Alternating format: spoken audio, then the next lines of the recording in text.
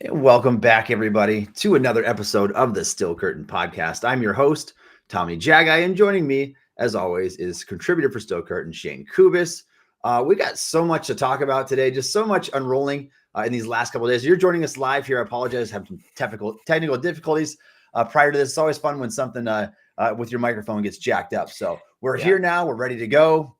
The Steelers are coming off their third straight loss. We're going to talk about that Colts game. We're going to rehash things, talk about all the injuries and suspensions happening right now and how the Steelers are decimated. Big topic for today. Should the Steelers consider disciplinary action for George Pickens based on his performance that we've seen on the field that we're going to talk about here, the lack of effort, if you will, and also the comments towards the media. That's coming up soon, and I want to get you guys' take on that. I'm interested to hear what Shayne has to say on that. We'll get to that in just a second. For now, let's start by talking about the Steelers news for this week, and we'll begin by rehashing this loss to the Colts. Shayne, at first, it looked like things were kind of smooth sailing. Hey, Steelers are kind of back on track here. You get 13 points. Jump out to it was first 16 minutes of the game. I think Steelers were up 13-0. Yeah. Things kind of seemed to be going their way. And then all of a sudden the Colts got on a roll. Steelers couldn't move the ball on offense, couldn't stop a nosebleed on defense. 30-0 run is what Indy went on by the end of the game. And that could have been more because there was a missed field goal in there as well as actually two missed field goals. One of them came early and the other one would have extended to 33 unanswered points for the Steelers. Just a bad game all around. Not the encouraging sign that fans were hoping to see this week. No, and it started off how a lot of our wins go, right? We get a, short field and we go ahead on that missed field goal and get a touchdown out of it. We get a blocked punt that gets us the ball on the 1 yard line. It was still almost kind of messed that up, but we get it done. Yeah, which again, whatever. But you get it done, just 13-0. Boz misses the extra point on one of those, which is weird for him, but it happens to everybody, so it's whatever. And then again, the Colts just figured out like, hey, they can't guard the middle of the field, especially. And their interior is weak right now because the linebackers aren't there to help out in the run game. The interior guys can only do so much against a really good offensive line. And they just manhandled us from that point on. Once that 13-0 start happened, pretty much from that point, like you said, it was a 30-0 run to finish the game. Minshew was really excellent for the most part all day. Didn't really put the ball in harm's way a ton. There was one pass that put his receiver in harm's way that we'll talk about here in a little bit. But for the most part, he played excellent. The running backs, Trey Sermon came in and had, 88 yards, and he was a bust for the Niners, third-round pick. Like, our run defense just cratered in the second half, especially that 14-play drive. That was, 13 runs. So, it all fell apart, like you said, after that first quarter or so. Yeah, big story from this game was their utter lack of inability to stop the run. Is just 170 yards, 5 yards a carry. And again, no Jonathan Taylor, no Anthony Richardson, who could have torn you up with his legs. Even Zach Moss goes out in this game. Right? I know. And so it's just nothing close to what you want to see. And sadly, it's only getting worse because we're going to talk about some of the players who are now out for the Steelers here. Let's continue this discussion though, Shayne, by let's rehash any winners and losers from this game. I know it's going to be very, very minimal on the winner side of things here, but what do you have for us? I guess TJ getting 2 sacks. I thought he played fine. It's TJ. He's going to get his sometimes, but nobody on this team really showed up truly. The running backs were not that great. Warren should have had a touchdown, and we'll talk about that here in a little bit.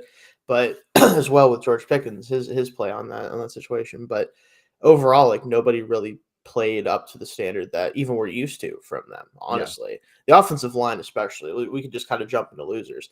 My goodness, were they bad. Especially the edges. Broderick, he's a rookie. I can give him some slack sometimes. He's going to have bad games. And the Colts pass rush is very good. It's been very good this year.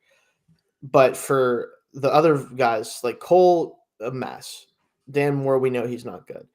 Just nobody showed up for this game, and it was a must-win game if they wanted to remain in the driver's seat for a playoff spot. For them to lose in this fashion, it's really just difficult to swallow, honestly.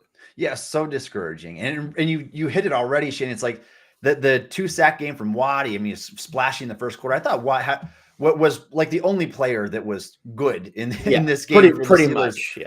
Yeah, there just wasn't a lot of positives. No, which is sadly has been the case for 3 straight weeks now. And we wonder when this is going to end. But we're going to get into some of the bigger storylines from this game and the results of that, and a couple just really weird sequence of events, Shayne, starting with the DeMonte KZ hit on Michael Pittman. Looked really bad at the time.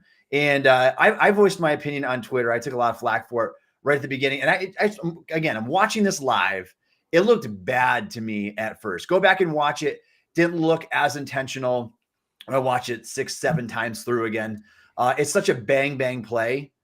But at the same time, it's like Pittman is completely 100% full extension out there. And yes, I do agree with Tom Brady's comments. If you haven't caught those yet, I mean, Gardner Minshew can't put him in that situation where hypothetically a defender can come in like KZ did and potentially end his career. Like that is a career ending type of hit that he sustained there.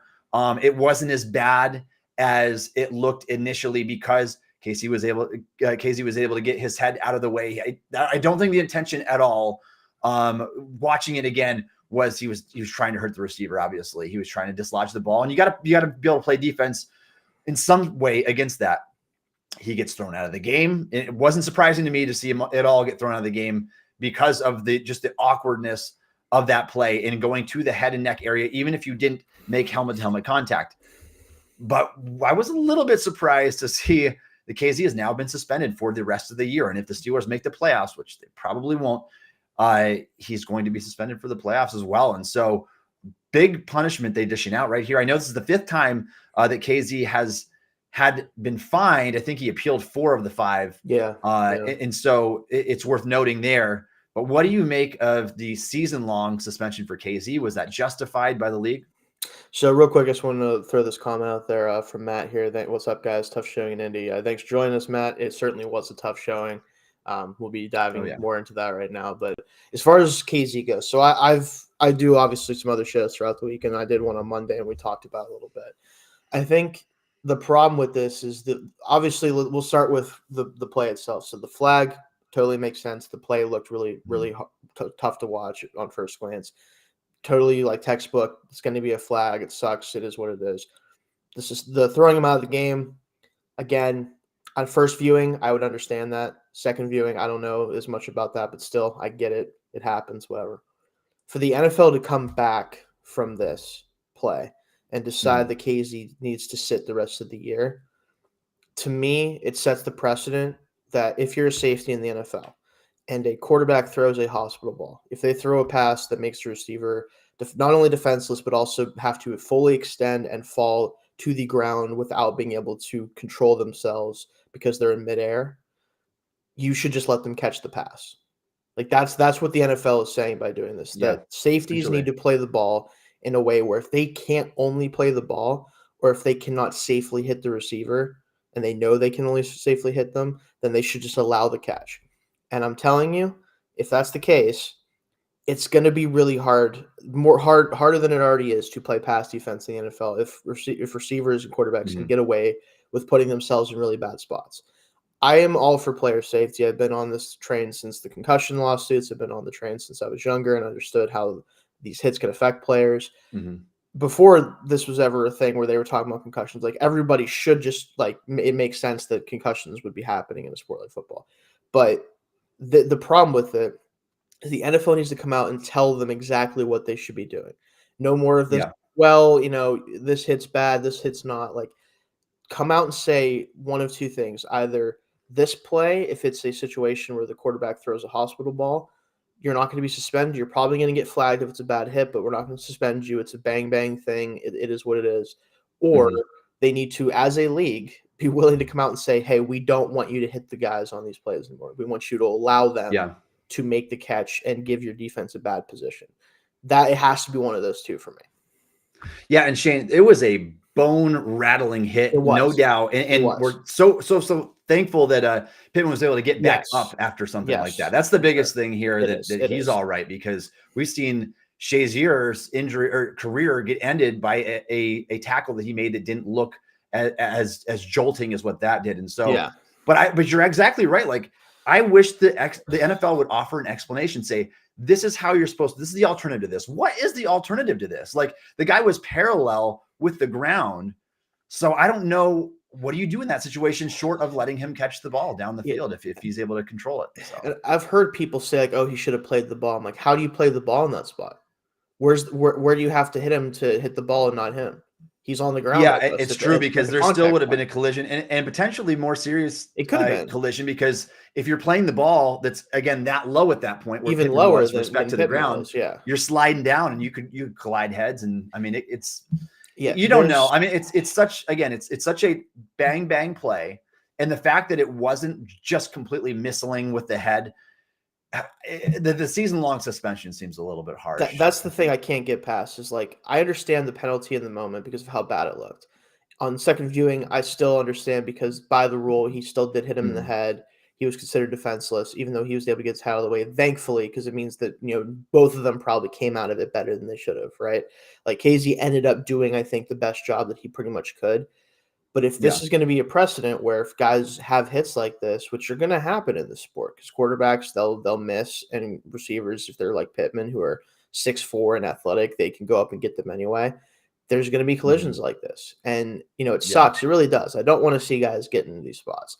But if you're going to penalize the defense continuously like this, if you're going to put them in a spot where they have to decide, okay, do I risk not playing for a few games, or do I risk letting this catch up and my coach telling me that I'm soft, I need to get off the field? Like, guys can lose jobs for this type of stuff, but for being suspended or for letting catches happen.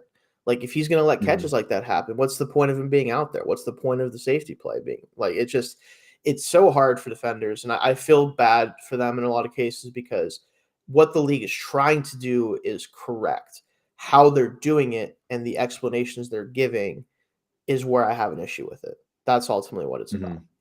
Yeah, just such a tough spot for Casey to be in there, because I just don't think I don't think there's a win anywhere. I don't think there's a good answer. And I don't think there's anything he could have done that would have made the league happy. No, I don't think so. And I don't think that Casey is a dirty player. I know he's had a couple of hits that were fine this year. He likes to hit. He likes to hit. And I like that about him. I mean, I miss that. I miss that, the Ryan Clark type hits, the stuff that we don't see anymore because of this exact reason. They're taking it out of the game. So Pittman, great effort by Pittman there. We're going to talk about a receiver on the Steelers who not so great effort here in just a little bit. So that might raise a little bit of controversy with our listeners here. But let's first talk about Minkah going out of this game. Just a few plays later, we talked about that sequence of plays.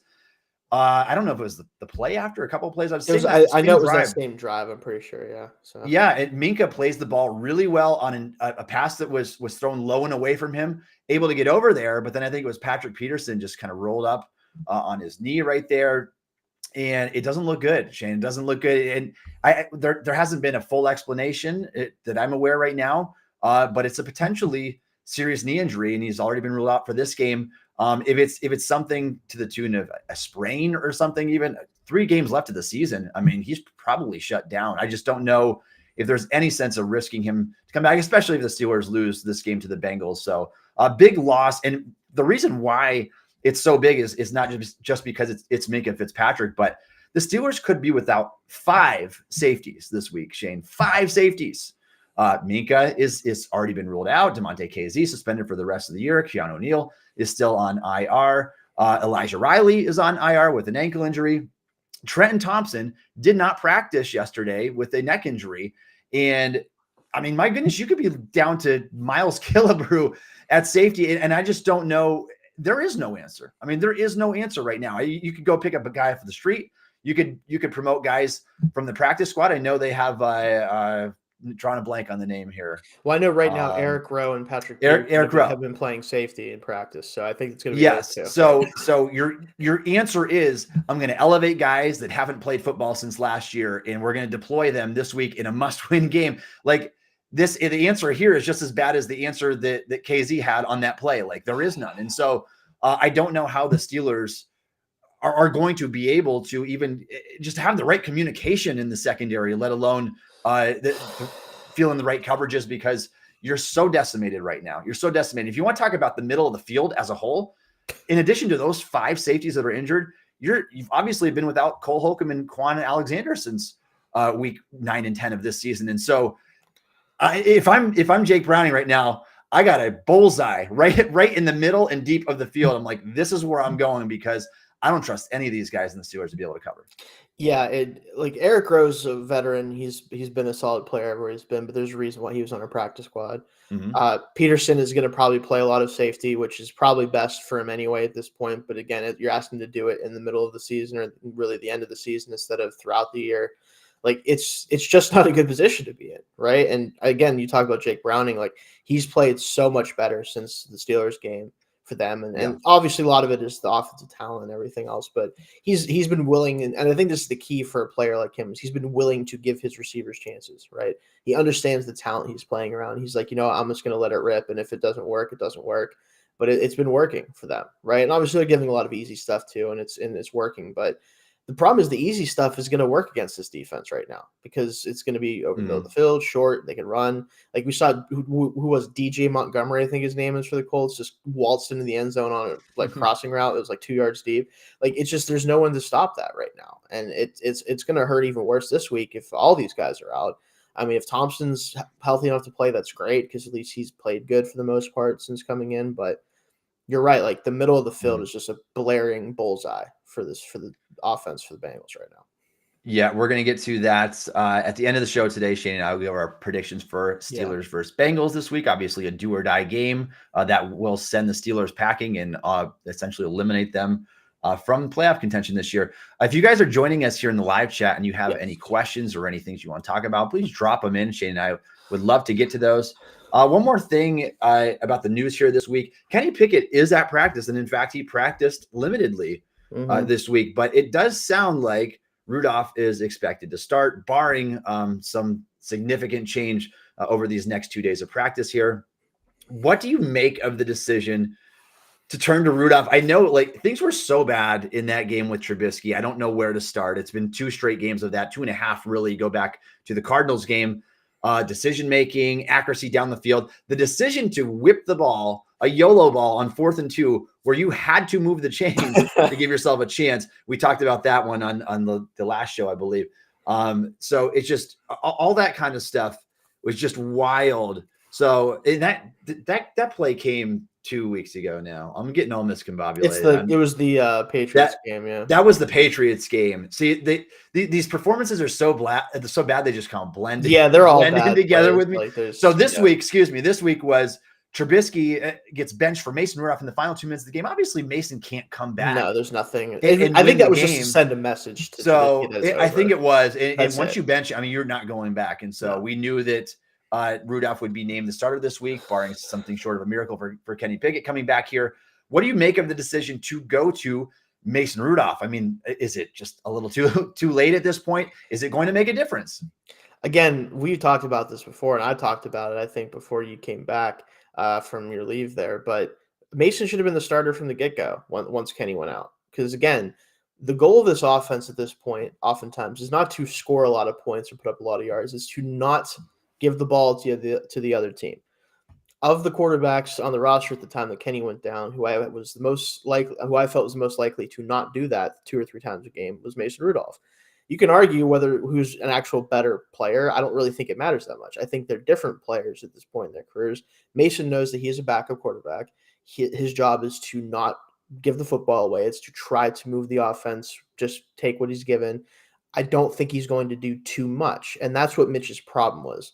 In an offense that is this bad, you cannot afford to put too much dip on your chip. Okay, like you cannot try this stuff that he's physically capable of trying to do.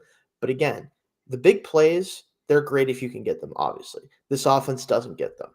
They're not manufactured. They're not there usually, and he can't hit them when they are. I mean, even the Deontay play, we talked about the 4th and 2. There was a throw to make there. He missed it. It's just he's not good enough to play the way he was with the reckless abandon and get away with it when the offense doesn't score points, even when he plays okay. Like he has to play just really good to actually get any points, let alone 20 plus. Whereas I think Mason, he's just going to take what he's given. I think he's going to play closer to what Kenny does, which we've been frustrated by, but it worked well enough. I mean, the guy's 7-2 this year when he finishes games. Like it's worked. It's a little different now that the defense literally doesn't have anybody from like the tackle box forward, but like, it's still the best way for us to try to survive in games. It is probably too late, though. You mentioned that. I do think it's too late. I think Mason should have been the starter from as soon as Kenny went down. I understood that the Cardinals game, he wasn't the backup, so you had to put Trubisky in. But once you saw what Trubisky's done this year in the Jacksonville game and in the limited time in the Cardinals game, he wasn't doing anything for you. Like, give a guy who honestly has kind of gotten disrespected a little bit. Not that he's this great quarterback, but like I felt like even in camp this year, and I know you went to camp, and I got to see some of the film from camp. Like, he just looked better as a quarterback. Like, that's just what it comes down to. And I think in a backup, especially if you're not going to have the high end backup that actually is like a true starter potential type guy, like a Jacoby Brissett, guys like that, getting a guy who at least can manage the game a little bit better. That was probably who should have been again in the game the last few weeks with Mason. Yeah, and I think honestly, Shayne, I know a lot of people were Trubisky believers, but I truly believe that Trubisky is kind of getting by this point based on his past reputation as the second overall pick. I mean, you cannot convince me that doesn't matter. Like, your past draft status, it'll stay with you for a long time. It's why Artie Burns got another chance in Devin Bush. And so these guys get second chances when you are high draft picks. If you play as bad as you do at times, and you're not the high draft status, and sometimes teams would be done with you already. And I think that I said before this that he should have been the third string quarterback. This is way more of an indictment on Mitch Trubisky than it is an endorsement of Mason Rudolph. I'm not endorsing Mason Rudolph to be he's the guy the guy that's going to lead us. He's not that. Okay, we've seen enough of him as well. It just happens to be that he's the lesser of two evils. But in that game, Shayne, just like everything was a fadeaway jump shot. Like, his mechanics were bad. Just like I don't know what he's doing, just airmailing passes, but it was well overdue for that change. I was in support of the change. But by week 14 against the Patriots, I wanted the change to occur. Yeah. And it didn't happen then. It's happening now. And it's going to be all on the shoulders of Mason Rudolph to save the Steelers season. Which that's going to be interesting to watch, if nothing else. I'm more excited to watch him if I am excited at all. So there's that. All right. Anything else that you wanted to touch on there? No, other than the fact that Kenny might be ready to play the week after based on his practice this week. Yeah, so yeah. We'll see if there's something to play for. Yeah, maybe we'll see him. So I know. And honestly, like we said, we talked about this, I think, last time, but if Pickett is healthy and ready to go, I want to see him these last two games. Even if the Steelers are eliminated from the playoffs, I want to see the guy. I think I know my answer already, but I want the Steelers to know their answer. And so I think it's important that he gets back out there. All right. The Still Curtain podcast is running a deposit match promotion up to $100 for any new Sleeper Daily Fantasy user. Make sure you use the code FANSIDED2 when signing up to receive the deposit match. Please remember to always game responsibly. Scan the QR code on the screen to see if you qualify. All right, Shayne, let's move on here. And we're going to touch on a very controversial topic, and one that has a lot of Steeler Nation in an uproar right now. And if you didn't catch it live, you certainly probably, I don't know, that's a kind of an oxymoron. You probably have seen it since then. If you haven't been on social media because the Steelers stink and you don't have any interest, then let us catch you up on what happened. So Jaylen Warren had a run, undoubtedly going for a touchdown. Yeah.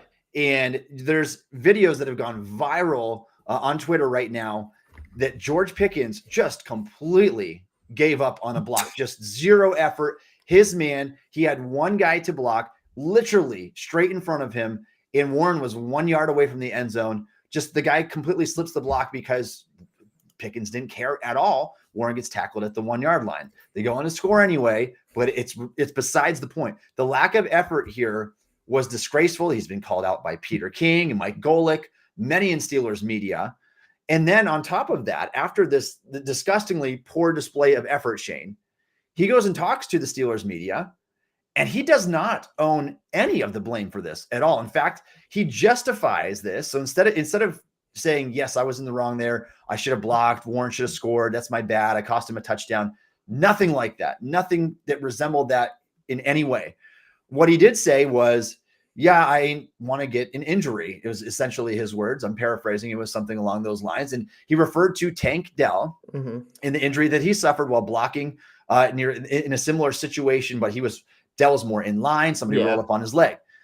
So first of all, the two I don't think are very comparable. No. Secondly, if you were to just block your guy and take care of him and push him into the end zone, you don't have to worry about who's coming up behind you. Just move the guy in front of you. And so I want to share my thoughts on this. I want to rant on it a little bit, Shayne, but I do want to pose the question. I think that it's warranted. We have seen players in this league be suspended by the team, a team decision, for far less than what Pickens has done, not just this week. This is not his first offense with a lack of effort. This is not his first offense with bad body language. You can go on and on multiple times throughout the course of the season. But I want to hear what you have to say about, should this team bench him for a half, for the full game, whatever you want to, whatever you're thinking here. What disciplinary action, if any, needs to occur in this situation? So I know you're gonna have a lot to say, so I'll try not to take as much time. But I think the first thing I want to mention is that this is not the only thing he said to the media. He made comments about how, like, the media members shouldn't get to say anything because they don't play football, which is echoed similarly to a former Steelers player who got really big on Twitter this week for saying some interesting things about. I'm not even gonna get into it. Everybody knows what I'm talking about. Yeah, you know who I'm talking about. But he said stuff about that. He said that, like, Tomlin said he had a conversation with him, but then Pickens said he didn't have a conversation with him. It's like he doesn't know what's happening around him. Like, you could ask him about a play and he'll be like, I don't remember that play, even though he was on the field when it happened. Like, he seems so just checked out mentally, and not even in like a, like, oh, he doesn't want to do it, he just can't. Like, it's like he doesn't remember anything that happens around him. It's so weird. But just with as far as whether he should be suspended or benched or whatever by the team, my problem with it is not so much that I think he shouldn't, because obviously I think he should. I think it's something that a lot of players have had to deal with and a lot of players have benefited from. I legitimately believe if the Steelers went to him and said, hey, we're going to sit you down for a quarter, a half, a full game, whatever, you need to understand that this is a team, all this other stuff, I legitimately think he will just say that he'd rather just not play the rest of the year. I think he's that type of person who getting benched would not benefit him. It would just make him check out even more, go to the media, complain about it, create more of an issue, all that stuff. I legitimately think that about him, and it really sucks because he's such a talented player. He's a gifted athlete. He's made spectacular plays for this team. He was on a 1,000-yard pace at one point this year, despite the fact that the offense isn't good. Like, everything about him as a player, in terms of just playing receiver, minus the effort issue at times, obviously, but, like, he is so talented. But again, it's just not working right now. And I would love to bench him. I think if that would benefit him, I think that'd be a really good option for them to do right now.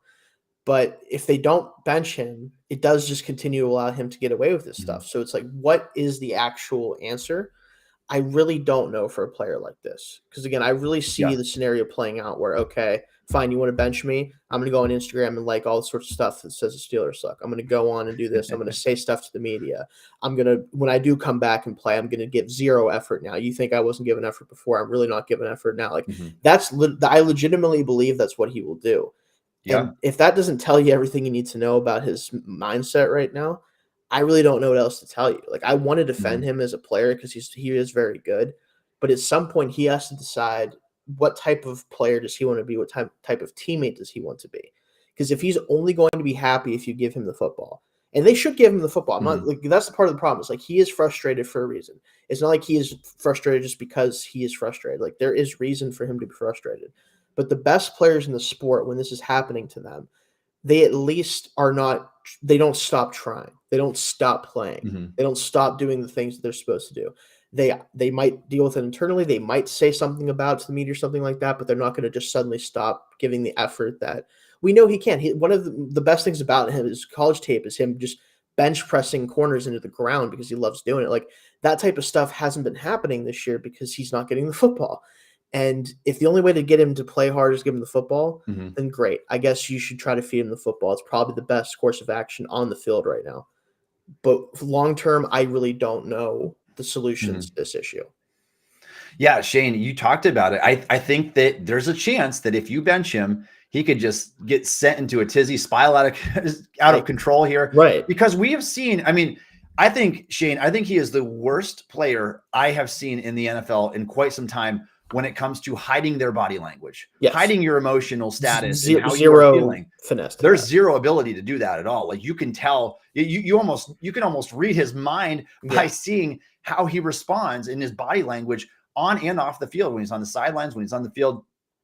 And I think that there's potential there, yes, where he could say, don't play me the rest of the year, or say, I'm done with this team, whatever it is. Now, again, I don't want to put words in his mouth, but this is going off of 2 years of evidence now. Right. This is what and going back to Georgia. You remember, right? There were teams that had Pickens off of their draft board prior to the draft, as talented as he was, which is one of the most talented receivers that year. And you can see when the talent does show up. But if this lack of effort continues like this, you can't go on with it. And so what would my response be, Shayne? I would absolutely 100% bench him before you lose the locker room and lose the respect of players like TJ Watt, Minka Fitzpatrick, Cameron Hayward, the only leaders you have left on this team. So unless Tomlin wants to get run out by his own leaders, I think that this is so important to set the precedent right now to say, you cannot show up. We're not going to put you on the field when we could have had somebody else out there in that position that blocks for that touchdown. But again, it's not just a one incident thing, Shayne. This is death by 1,000 cuts. This is far from the first time that we've seen a lack of effort issue. If you go put on the all 22 tape, there are countless times where Pickens is just taking off his route. Like he's just not running hard. And again, I'm judging his effort based on what I see on film. I would imagine it's effort. I don't think that it's the 22-year-old guy in the best shape of his life. It's because he's tired. So I'm judging there. I'm making a judgment call to say that, yes, I've seen a lot of accounts of a lack of effort on Pickens's part, and just the player first mentality over the team first. It is not what you want. It's not what you want on your squad. And so that brings us to this next question here, Shayne, that if the Steelers go as far to bench Pickens, if we think there should be disciplinary action, or whether we do or don't, whether Tomlin goes through with it or if he doesn't, what should you do with him this offseason? I mean, he's halfway through his rookie contract. He's flashed phenomenally at times. He's been productive in each of his first 2 years. You could theoretically get solid draft capital out of him, a la Chase Claypool. I mean, he's a better player than Chase for sure. Is somebody willing to take on that? Because I would argue, Shayne, that the potential character issues could be worse than what we saw with Chase Claypool. And I would love to hear an argument and rebuttal against that. But Claypool didn't do nearly as much in his time in Pittsburgh as what Pickens has done right now. And so it makes you wonder, can this player be part of the future in Pittsburgh? I really think this is a culture-setting move. What are you going to deal with moving forward? Are you going to deal with guys that can get their own way, like George Pickens? Or are you going to say, hey, we're going to start valuing the Hines Ward types again? Like, I'm going to get a guy that's not as athletic, doesn't make as spectacular catches, but a guy who will work his butt off out there. The Jaylen Warren types, if you will, the guys that come from nothing, the guys that were low recruits, the Jaylen Warrens, the Alex Highsmith. Those are the guys that you can say, I can win with these guys too. And so it's talent is so much of the game. But at some point, you have to say, is what we're getting out of this guy, is the headache of it worth it? And Shayne, I want to ask you, do you think the Steelers should trade Pickens in the 2024 offseason? Again, I think this kind of goes back to the decision you make right now, because in my opinion, if the Steelers do bench him for, especially if it's even just one game, but the rest of the year, if he tries to tell you, just don't play him, then you're not going to get much for him if you try to trade him. I legitimately think that if they bench him for what he's doing, which is justifiable, I think the rest of the league will look at it and go, yeah, it just totally makes sense. His trade value tanks because teams know, like, okay, you literally had to bench him just to try to get him out of whatever it is that he's dealing with or whatever it is that his mindset is. That's going to really crunch his value down. And I think if you can't get comparable-ish draft capital to what you spent on him as a second-round pick, it's obviously you might get to a point where they just have to get rid of him, right? And if that's the case, then fine. I think if it's that bad going into the offseason or the rest of this year, then getting anything for him is a win, right?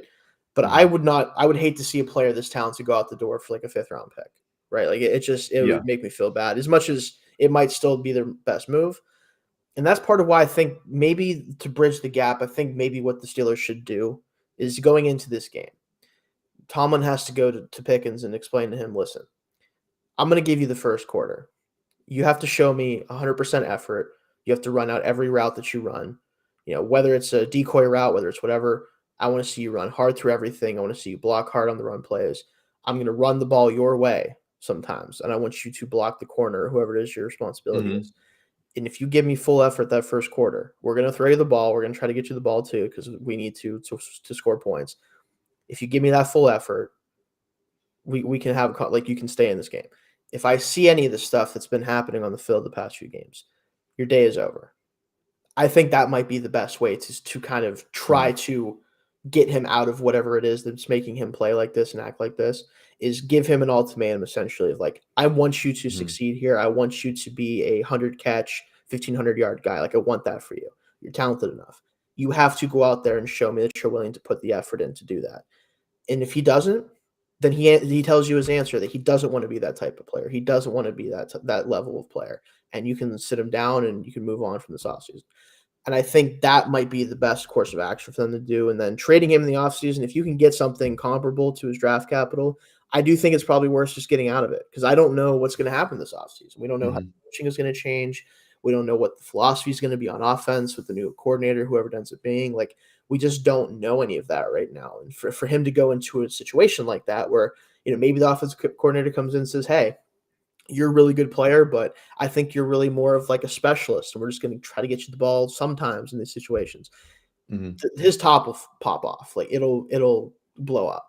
So they really have to be ready to make a big decision on this, though, for sure, whether they trade him or not.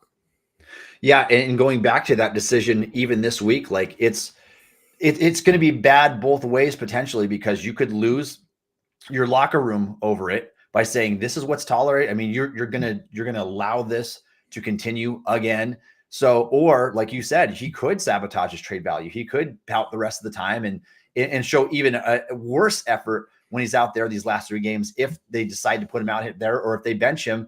Either way, I mean, it's a bad look to other teams that are potentially interested if Steelers go it and bench him for the final 3 games of the season. If they bench him 1 game at all and he still comes back in, doesn't have the same effort. The only way that I can see this working out for the team's sake for the benching is if he is benched and he does take it as a wake-up call instead, and he comes out there and works his butt off. That's the best. Like you said. I just don't see it. And there's so much evidence that we shouldn't expect that to happen this way either. We have 2 years now of George Pickens. We've seen a lot of the pouting. We've seen the sideline arguing, the lack of effort, the lack of route running on plays that aren't designed to go to him, and just the sheer giving up on the team. And it honestly seems like, Shayne, there are times Pickett only tries and only gives that effort when the ball is in the air coming his direction. And at other times it seems like he's checked out of the game because if it's not involving him, he doesn't care that much. And so I hate that this is the case. Yeah, me too. I was a big George Pickens fan at Georgia, even though I did have my questions with him back then, but he was just so talented. Like, I remember watching the guy as a freshman thinking, this guy's like 17 years old doing this. Like, this is unbelievable. Yeah, it's insane. And I was willing to take the gamble in the second round. I had him as the 32nd overall player on my board. The Steelers got him like 20 spots after that. I think he was 52nd pick, yeah. So I love the value there. And I was definitely willing to gamble, even though I said at the time, there are things about the character that concerns me here. And that's never been more true than it is right now. I still think I would bench him for this game. I would hope that he takes it as a wake-up call. And I would risk, I think for the sake of not losing the rest of your team, I think I would probably risk potential damage to his trade value this offseason, just because there isn't, again, it's kind of like the KZ thing. There's no good answer here. There's no good answer. There's not one thing that's cut and dry. I do think, though, the right thing to do, if there's a right and wrong, it's you can't set this precedent. You cannot allow this to continue. And so I would bench it, and I would live with the consequences after of potentially saying, yeah, nobody's giving a 2nd-round pick for you anymore. You're a 4th-rounder now, or whatever it ends up being. You might honestly, and I know that fans don't want to hear this, you might honestly have to get this guy off of your roster in the offseason. Just what you can get out of him. It seems to be trending that direction. And I think half of Steelers media is already there, especially the ones that have the beat writers that have talked to him and just see his attitude towards them. And so that's becoming very, very clear at this point. it's unfortunate. It's the way it is. If you have any thoughts on that, please chime in. I'd like to hear what you guys have to say about that. All right. If you are a fan of the Pittsburgh Steelers and you just like to support the Steel Curtain podcast, please consider subscribing to the Steel Curtain podcast on YouTube. We appreciate all of your support. All right, Shayne, anything else you want to add before we get into this? Yeah, we do have a couple chats here. So Matt again has a couple more comments here. Do we have any leaders on offense that can help with the Pickens situation, who can step in and right the ship? Offensively, unfortunately, this is a very young team, right? The most veteran guy is probably Allen Robinson, I think, at this point. I think it might be Robinson and Siumalu, and they're both new, so it's hard to be in that position. And I think you'd love Kenny to do it if obviously he's hurt, but I think he could still do that. And I think that Kenny obviously likes throwing to him, and they have that connection on like the back shoulder stuff. And I wonder if part of the reason why he's so frustrated is because Kenny's not in there, because I think Kenny was able to manage him a little bit more. But again, like leaders on offense, I would have loved Najee to be that guy. I think he's just so devastated by what's happening. Like I think you can tell that he's just so like, and part of it I understand, but also it's just like I'd like him to be more of that leader type than he's been this year. And on offense, it's because of the way we play the team. It's just not really there, I don't think, right? Yeah, I mean, it's a young offense minus just two guys essentially, and then you've got a quarterback that I'm not sure if the rest of the team can get behind now in Kenny Pickett when he's healthy. I do think that Pickett has those leadership qualities, but if he's not pairing the qualities of leadership with results on the field, it's going to be hard to get behind that as well. And so I do think that they're at a great lack of leadership on offense right now. I know that like James Daniels, very smart guy, very well spoken. I think that he could potentially be one of those guys. You'd hope so. But right now though, to me, what it seems like, and again, I'm not in the facility. This is just me doing this from the outside looking in full time. And it looks like to me like TJ Watt, Minka, Hayward, like those are the three. Alex Highsmith's going to step up into there as well, I believe too. A little bit more inexperienced than these guys, but like those are your three leaders of this team essentially. And then after that, it's like you need more guys to step up into those leadership roles. For sure, that's been an issue.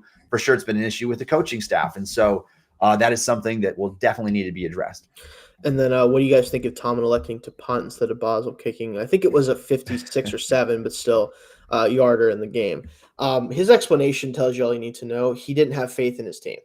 He didn't have faith in anybody to do anything. And to a certain degree, I kind of agree with that. However, Boswell is one of the best kickers from 50 ever. Definitely in Steelers history, one of the best ever. For him not to be given a shot there, it really feels like Tom was trying to send the message like, you guys don't deserve for me to attempt something like this, because I know if I miss you, you're just going to give up a touchdown. Like that's what it felt like he was trying to say. And again, is he right? Probably. Is that the right decision to do in a game that's a must win? Absolutely not. So it's kind of both sides of the same coin. Like, it was what he was doing makes sense if you look at the on-field product, but that's not a winning play to make. Mm-hmm.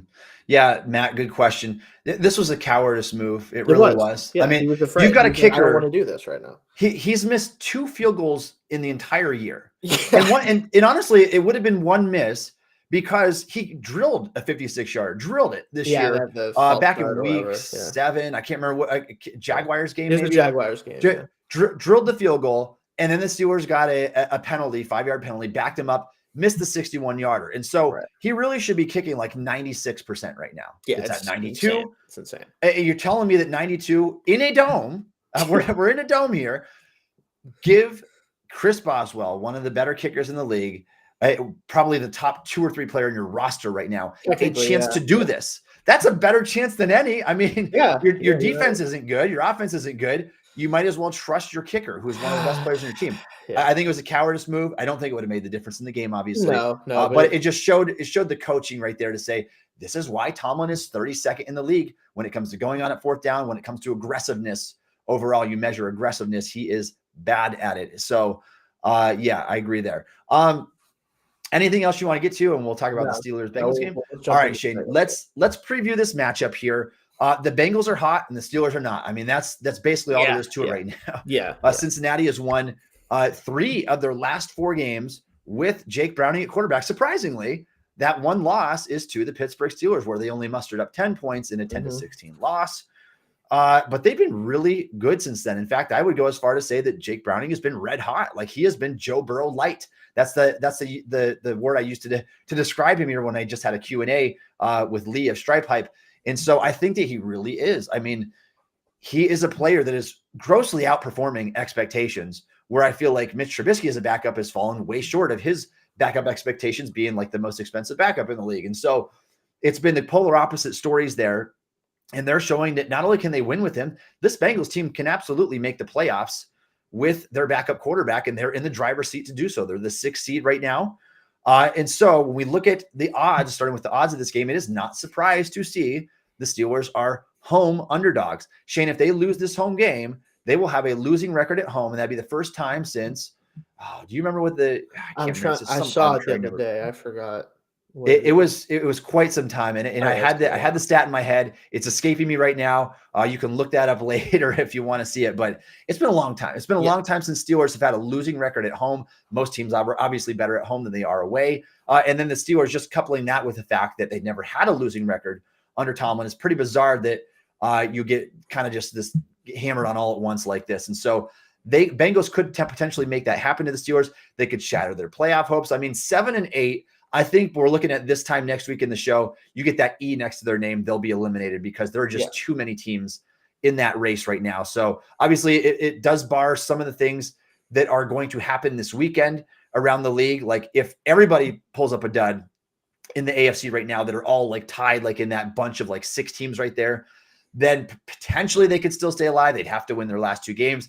And then you would need like a butt ton of tiebreakers probably after week 18, when it's all said and done to even give yourself a chance. But I'm pretty stinking sure they'll be eliminated if you lose this game right here. And so everything is riding on this. It's on the shoulders of Mason Rudolph. Is this 2-point line fair for the Steelers, considering they haven't scored more than 19 points in 5 games, Shayne? Should it even be a 2-point line? Should Steelers be bigger underdogs than this? Yeah, I would have honestly been okay if they gave us like a 4-point, 5-point underdog line. Like, maybe they're hoping that the Mason Rudolph change just makes it so we don't turn the ball over as many times. So maybe the Bengals won't score as much. But like you said, this game we beat them in Jake Browning's first full start, right? Mm-hmm. We didn't know much about him. He had a really rough game. The only reason he had any yards is because his receivers kept catching dropped interceptions from the Steelers. Like, it was pretty wild, right? For that game to even be close. Since then, they've made things much easier for him. Zach Taylor's earned a lot of respect from me. I've never been a big Zach Taylor guy. And I'm not saying he's like, all of a sudden a top 5 coach necessarily, but he's earned a lot of respect from me because of the way he's managed this offense, even with all the playmakers. To have a quarterback that wasn't drafted, that has been bouncing around for years, like, for him to do what he's doing right now is really impressive. So I don't see how they can't be favored by even a little bit more just with the way they're playing. Yeah, I mean, I kind of think so as well. So there was an interesting line to me. I know it's at home. I know it's a must win. Everything's on the line for the Steelers this week. But considering how the Bengals have been playing, how Jake Browning has been playing, and you talked about Zach Taylor, like I think that we're probably a little bit too hard on Taylor. The fact that he's able to rally his team the way that they have so far with their backup quarterback, and now 8-6 record, and looking to advance to 9-6, and that would basically give them a playoff spot as long as they can win one of their final 2 games on this of the season. They'd probably lock that up. Maybe we're a little bit hard on him earlier on. Maybe he had a bigger impact on Joe Burrow than we thought even. And so that's the line this game. 37 is the over under. Shayne, I made the mistake of during the Steelers Patriots game taking under like 32 and a half. There's no way these 2 teams averaging 15 points and 12 points a game are going to get there, and they crushed it, obviously. So I don't know if that's going to be one of these games, but it all depends on Rudolph, honestly. Like, I certainly think the Bengals can put up points on the Steelers because we talked about just the porous defense that they have right now outside of their defensive line. Like, it's bad. Like, it's Joey Porter's the only guy, like only non-defensive lineman that is respectable right now on this team, honest to goodness. And so it could be a nightmare for the Steelers to try to stop anything this week. So yeah, I mean, I don't know. I don't know which way I'd go on that. I would take the over just because I think the Bengals should score like 30 points. They should. I'm not saying they will. They should. They should drop 30 on us. They've done it to other teams better than our defense is right now with the injuries. Like, obviously, it's a division game. It generally is pretty rough and tumble. Yeah. I just don't know if we got any rough and tumble left in us, Tommy. Like, I'll just be honest. That's the problem. Is we might not, and we might just simply don't have the personnel for it. But you talked about the divisional game, and I think that's what's keeping me from saying, I'm going to take the over, because the Steelers have beat Lamar Jackson this year. They beat Deshaun Watson, and it's taken some bizarre circumstances, obviously. Happen, but and obviously they allowed 10 points last time to Browning. Browning's gotten a lot better since then. Let's move on. We're going to talk about some of the things to watch for in this game before we give our keys and our predictions. And we talked about the improvement that Browning made already. I've talked about this with Lee, who is the editor of Stripe Hype, and he's come a long ways right now. And that's why I said Joe Burrow light. Like, a lot of things that he does remind me of Burrow. Like, he's got the same build. I think he's smart in the pocket. Like, there are a couple of times I go back and watch some of these plays, like blitz coming, like he sidearms that pass out of there. I'm like, how did he not get sacked there? Because I know 3 Steelers quarterbacks on this roster that take a sack in that situation 100% of the time. And so I've been impressed by what I've seen from him over these last 3 games. And I do think he has the potential to put up one of these big performances, potentially like a 300-yard and 2 or 3 touchdown type of game against him this week.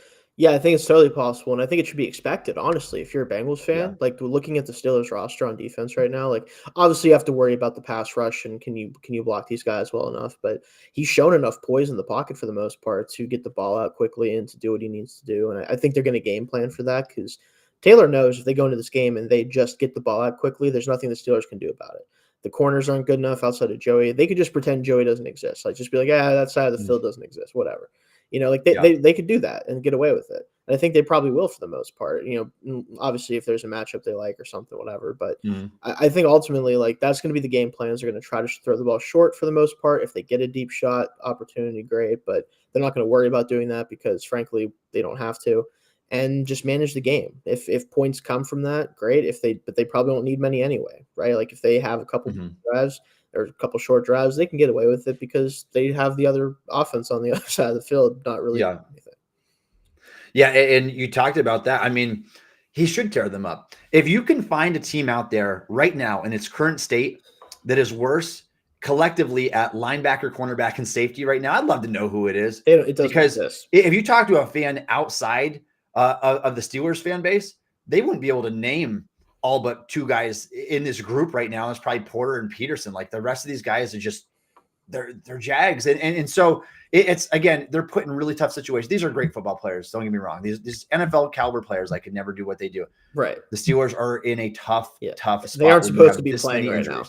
No, you've got like 7 or 8 guys out on that defense right now, and so it just not the roles that they were designed to play.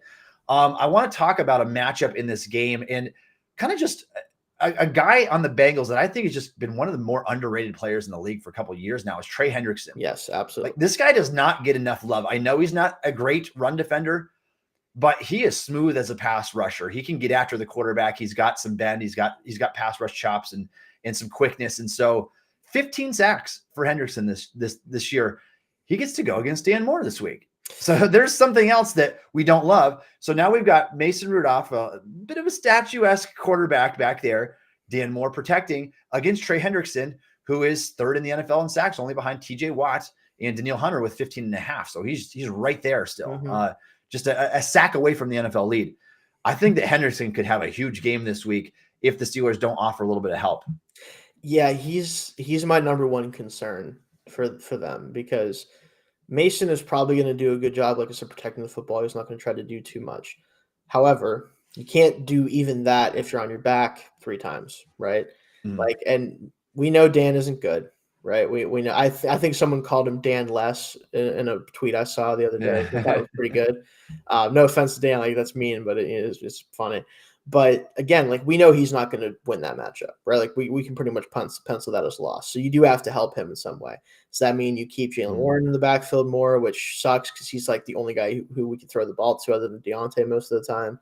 Is it, do you have to kind of run at him and try to wear him down a little bit so he can't get that pass rush off as much? Like, I don't know what the best game plan is against him because he's been on a tear this year. Yeah. And we're just not equipped to deal with it. And like, it's good DJ Reader's not in this game. I will say that for him being out because Mhm. that would be there. It would be over. I'll just be honest with you. Like, there's no chance. Like, Mason Cole would just get ragdolled 15 times a game and just it would be over. So like that's Not a good matchup. beneficial. Yeah, that's beneficial. But you're right. Like Hendrickson is one of those guys who, like, if we're just talking about a pure pass rusher this year, one of the at least 5 best. Like that's just how like he's not the same Mhm. complete player that some other edge players are, but still, like we've seen some guys be just terrors off the edge and pass rush and paid a lot of money to do so. Yeah. And he's a guy that's in an era right now in the league Yeah. with so many just premium Oh, yeah. pass rushers that he often gets underlooked. Like I feel He like does. if he came into the league at a different time, he could have been one of those stars. He could have been one of those all pros potentially. And so he's missed out on a lot of those accolades because it is such a strong unit like TJ Watt and Myles Garrett, Micah Parsons, Max Crosby. Like the NFL is loaded, right? It's a great time for edge rushers in the NFL right now. He's one of them. Yeah. He's just probably a little bit lower than that group there. He's probably in that next tier, but a guy that doesn't get enough recognition and a guy that can definitely wreak havoc against the Steelers this week. Let's talk about Mason Rudolph a little bit more here and kind of our expectations for him. Hasn't played more than one game in a season since 2019, where he filled in for the injured Ben Roethlisberger after having the elbow surgery.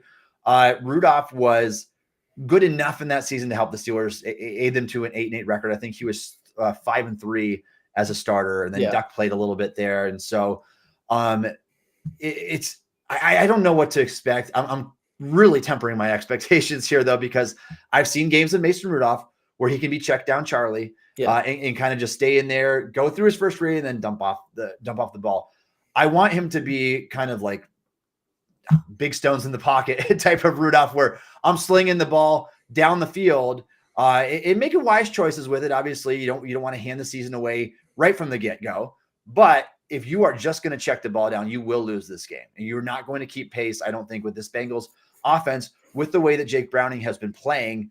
I think that it's going to require a lot more than that. And if I had to put a number on it, Shayne, probably like a 20-point game minimum. Like it's going to require that of the Steelers to get this done this week, to give themselves a chance to stay alive and not be eliminated. And so I think that's I'll let you go and I'll see what you want to say. How do you think, what's kind of your expectations for Rudolph in his first starts since, I can't remember what it was, last year? I think it was a Lions game in 2021. That's right. They tied. Yeah, the tie to the Lions, which was a dreadful day. My expectations for him to play a clean game. I want him to play a clean game where he doesn't turn the ball over more than once. You might get one or two sometimes, but one turnover, especially if it's a bad one, like no more than that. I want to see him try to get the ball down the field, like you talked about, safely as best as you can. And we saw, like, especially, obviously it's preseason, but that deep ball to Calvin in the preseason, if you remember, that was like, he can throw the deep ball down the field accurately. So if he gets a chance, then I want to see him try it. Yeah. But again, it's really just about, you have to manage the game. Like, you have to win the time of possession battle against this team. You have to try to keep them off the field, because their offense right now, even against teams that have better secondaries, better linebacker cores than us, which is, like you said, pretty much everybody, they've been able to move the ball on them and score points. Like they dropped a ton of points in the Colts last week before we played them. Like it just, you need to try to maintain possession as much as possible, even if it means maybe you just get a couple field goals every so often, you don't get in the end zone. You have to keep the ball away from them. Yeah, I think, like I said, Shayne, I think it's going to take some big plays, but you're right. You got to limit the risk. If the Steelers get a turnover in this game, if they lose the turnover battle, you're toast. Like your offense isn't going to overcome losing the turnover battle. No. Rudolph is an interesting guy because obviously huge pocket quarterback, 6'5", 235. He looks the part. He does look the part. He looks the part for sure.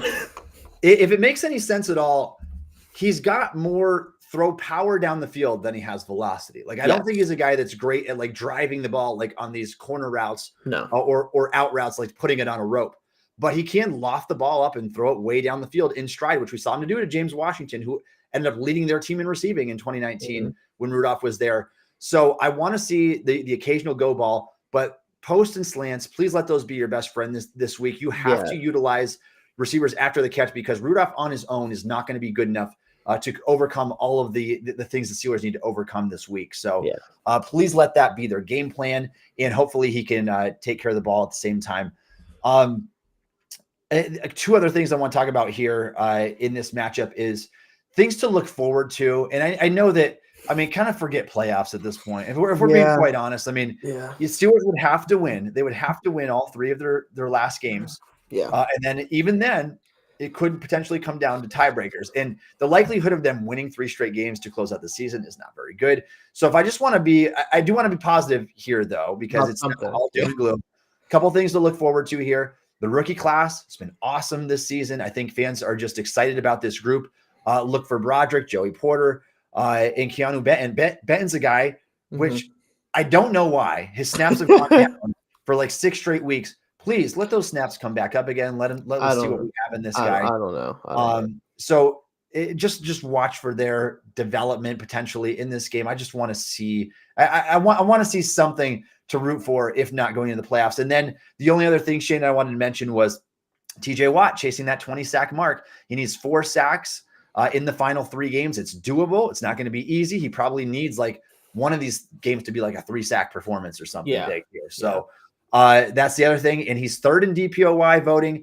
I don't think he can get enough votes with the state of the Steelers. It is a team award in some sense, because if your team is really bad, like, and kind of like go back to 2019, Watt was awesome in 2019. Team finished 8-8. Didn't get it. So same with 2020, wasn't quite good enough. Although the record was better there, and you could definitely make a case that Watt should have been. You could have made a case. Aaron Donald's hard to know. Aaron Donald, like every year, every year, but 2020 was it was Stephon Gilmore. That's right. Yeah. So Gilmore. I think Watt for sure over Gilmore, but you could always make a case for Donald in any year in his prime. Right. But chasing the 20 sack mark, 3rd in DPOY voting. I don't think he gets DPOY, but I do think that just another big milestone for his career. There are not many players that can get 1 20 sack season, let alone multiple, and that's where Watt is headed, building on that Hall of Fame track right now. Anything else you wanted to add, Shayne? No, just the rookie class thing. I think you're right. I just want to see them continue to make strides, and you definitely don't need to tell me about Keanu Benton's usage, because you know how I feel about him. So it would be it's very Steelers though to draft a player that I desperately wanted them to draft, and then be like, yeah, he's really good, but I don't want to play him that much. It's like, all right, thanks, appreciate it. You definitely hit it on Benton, Shayne. I wasn't quite as big of a Benton fan. When Steelers drafted him, I was right on value. But there was a couple other guys that I liked in that range as well, but very, very pleased with the pick right now. And I think he does become that full-time guy and probably turns into one of the top 15 or so top interior defenders in the league. Let's talk about keys to success, and we'll sign off here. I know show's going a little bit long today. Thank you for sticking with us if you're still here. Thanks, Matt, for the comments today. Absolutely. Key to success on offense, Shayne, other than the obvious, is outscoring the Bengals. What do the Steelers need to do to come away with a win? I kind of touched on it, but time of possession is important. I personally think the only semi-realistic avenue to them winning the game and having it be because of the offense is you have to rush for 200 yards. You have to have a monster day from Warren and Najee. They have to just brutalize the interior, which with DJ Reader out is more possible. The line has to oblige, but that probably is the path to success on offense, is just to pound the hell out of the ball. Let's just be honest about it. If they can't do that, and they have to ask Mason to do more than just kind of be there and do what is required of him to just play quarterback, it's probably not going to work, right? It's probably not going to be good enough. We've seen what that looks like when a quarterback just kind of does what he absolutely has to do. It gets you 15 points. You're going to need more than that. You're going to probably need a big breakaway run from Warren. You're going to have a couple of drive where Najee just gets 10 yards of carry and drives you down the field. It's going to take those guys, I think, carrying the team, to be honest with you. Yeah, it's completely unreasonable to expect your 3rd string quarterback in any situation to come in and throw for 280 or 300 yards. It's just not going to happen. And nobody should expect that of Rudolph. The guy's put in a really tough spot here. So if the showing goes miserably, don't come down too hard on him. He is a backup quarterback after all. He's the last resort of this team because in a desperation move. But you're right. I think it's got to start up front with the offensive line. But if that running game does not get going and just cruise to success this week, you're really going to struggle to find those points that you need. And who knows? The Pickett and Trubisky struggled so much in the red zone that who knows? Maybe Rudolph could be a slight uptick there. But can't expect too much of him in his first meaningful action since 2021. And so running the ball, slamming it down their throats. You have to play bully ball in the trenches. It'll be a little bit easier to do without DJ Reader there. Yes, for sure. And so just come downhill hard and hit these guys. Success on defense. Shayne, what do the Steelers have to do in this game? You have to get to Browning so fast that the safeties and linebackers don't matter. I hate that so much because it's impossible. Like it's because the problem is everyone, including the Steelers, me and you, probably the mailman, know that they can't do anything in the middle of the field, and the Bengals also know that, right? So how do you get pressure so quickly that they can't throw like screens even? I don't know, but again, like, if you can't get pressure on him and make him uncomfortable and make him question his reads, make him question what he's seeing, they're just going to dump the ball off in the middle of the field 40 times. And it sucks to say that because that's not how it's supposed to work in the NFL. You can't just get away with that stuff. But when Eric Rowe is maybe the best player in your safety room that's played safety before, that's not good. Like, no offense to him. Again, he's had a long career. He's been a good player. He's on our practice squad for a reason. You can't expect that from them. So they're going to have to do some new stuff. I think Terrell Austin, considering the situation, if I was in the meeting room with him, I would look at him and be like, listen, man, you might want to bring 7 every time. I'll be honest with you. That might be because like it sounds insane. That might be the only thing you can do because you cannot ask whoever, like Michael Walker, Blake Martinez, if he's playing, I don't even know if he's going to like whoever's playing linebacker, whoever's playing, you cannot ask them to legitimately cover almost anybody. Like, let's just be honest. Like, you can't ask them to do it. You are, but it's not going to work out. Let me put it that way. It's just such a tough spot to be in defensively when you have nobody who isn't in your front 4 or one side of the field on corner who can do anything. It's just impossible. No, you hit it. And I was going to say the exact same thing. I think the only right answer is you're going to have to blitz this game. Now you can gauge it very early on and say, all right, are Watt and Highsmith killing it by themselves? And if that's the case, then maybe you can get away with blitzing every once in a while. Other than that, you have no reason to trust the linebackers in coverage. They've been abysmal. I mean, just so I can't even speak to how bad they've been. And when I go back and watch the film these past couple of weeks, like that is just so glaring to me on film. It's like, yikes. Anybody that puts the Steelers film back on is like, I'm just going to target whoever Michael Walker and Mark Robinson are on because these guys are horrible in coverage. And so the problem is the same could be probably said with most of the back end of the defense at this point. You're going to you might be asking Levi Wallace to play a lot in this game if you want to move Patrick Peterson back there, whatever you want to do. I just don't know. Again, there's no right answer. There's nothing that's going to be good. You are going to have to blitz. You do need to make sure that pressure gets there in 2.5 seconds because you can't give Browning any more time than that. He will kill you in this game. I know he's not Josh Allen or Joe Burrow or Patrick Mahomes, but he can still kill you. And I think that we've seen that over the last couple of weeks. He's done it against better defenses. He can do it against this one. So bring that heat as fast as possible. I think that's going to be the key to success on defense this week. All right, Shayne, we're going to sign off here in this long episode of the Steel Curtain Podcast with our game predictions for Week 16. Are the Steelers sent packing and start looking ahead until next season, or do they keep their hopes alive? So a part of me, despite everything we just talked about, this whole show, we did an hour plus of just how bad things are for this team, all the woe is me stuff, all that stuff. Part of me, and I'm not going to pick them to win. I'm just going to be very clear. So before I even give my prediction, but part of me, because of the way that this team has always functioned, the way that Tomlin has always functioned, I can imagine a scenario where they eke out a win against the Bengals at home. The Seahawks coming off a high against the Philadelphia Eagles. Maybe they win another game this week coming up. Maybe they are even on a higher pedestal at that point. Maybe Geno's back despite Drew Lock playing pretty well. And they're just riding high and they're just overconfident, right? We go out there, we find a way to beat them. And then it comes down to Week 18, and the Ravens don't need to play for anything. They have the 1 seed locked up, which I think is going to be the case when it's all said and done. Lamar doesn't need to get hurt because they don't want him to have to deal with that again after finally being healthy all year. He sits, you get Tyler Huntley, you get whoever the hell's playing running back for them at that point in time. Like, maybe you can eke out that win too. And somehow the cards fall and Tomlin can say, well, we made the playoffs. We did it. I don't think it's going to happen, but part of me is worried that it will because guess what's going to happen this offseason? Nothing will change that. So I'm just going to throw that out there in the world. I'm hoping that I'm wrong about that. Honestly, I hate to root against this team, but it might be for their own good at this point. Yeah. My prediction, though, I have the Bengals winning 27-14. I think it's going to get ugly. I do think Mason will play better than Mitch. I just don't think this offense is capable of scoring 20 points at this point. Mm-hmm. I think we're going to be hoping for Kenny to be back next week just to give ourselves a little bit more of a chance in the rest of the games. Yeah, I mean, the scenario you just laid out, Shayne.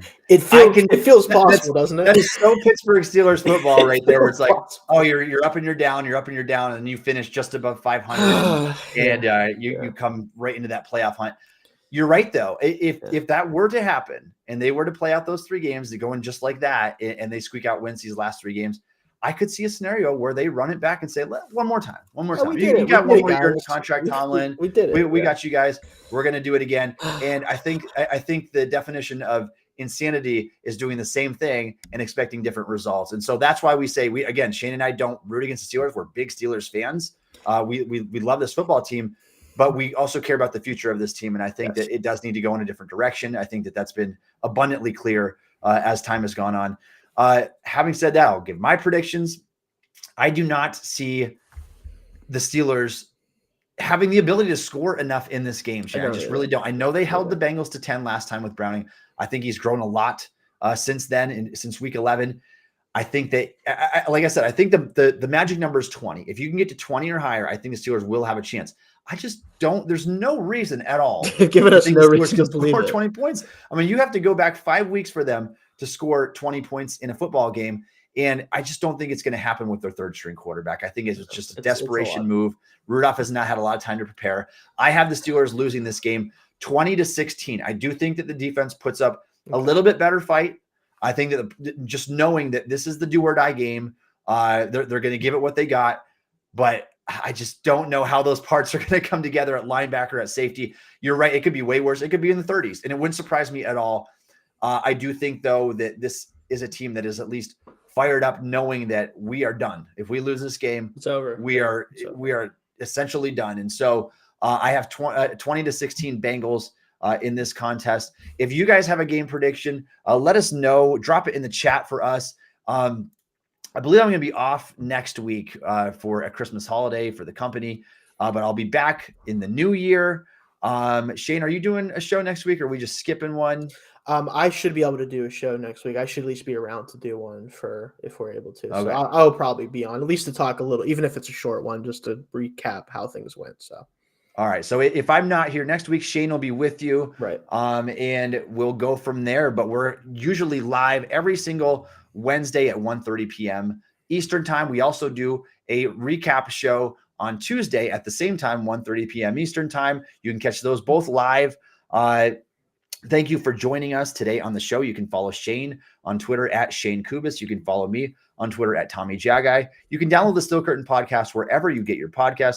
Also check us out on YouTube or ask Alexa to play the Still Curtain podcast. And thanks for listening to the Still Curtain podcast.